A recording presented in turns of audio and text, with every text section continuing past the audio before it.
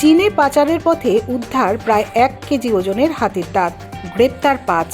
বৃহস্পতিবার নকশালবাড়ির বাসস্ট্যান্ড সংলগ্ন এলাকায় গোপন সূত্রে খবর পেয়ে এসএসবি 41 নম্বর ব্যাটালিয়ন, টুকুরিয়াঝাড় বন দপ্তর এবং শিলিগুড়ির wild life crime control bureau যৌথ অভিযান চালায়। এরপরই মেলে সাফল্য। বন দপ্তর সূত্রে জানা গিয়েছে, শিলিগুড়ি থেকে নেপাল হয়ে হাতির দাঁত চীনে পাচারের পরিকল্পনা ছিল পাচারকারীদের। তার আগেই 945 গ্রাম ওজনের হাতির দাঁত উদ্ধার করা হয়েছে। ঘটনায় গ্রেপ্তার করা হয়েছে 5 পাচারকারীকে।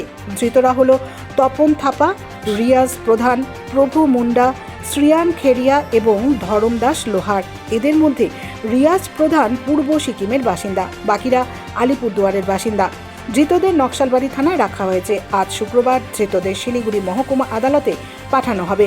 ঘটনার তদন্তে নেমেছে বন দপ্তর। গ্রেপ্তার পাচারকারীদের মধ্যে একজন বিএসএফ ও একজন আইআরবির কর্মী বলেও জানা গিয়েছে।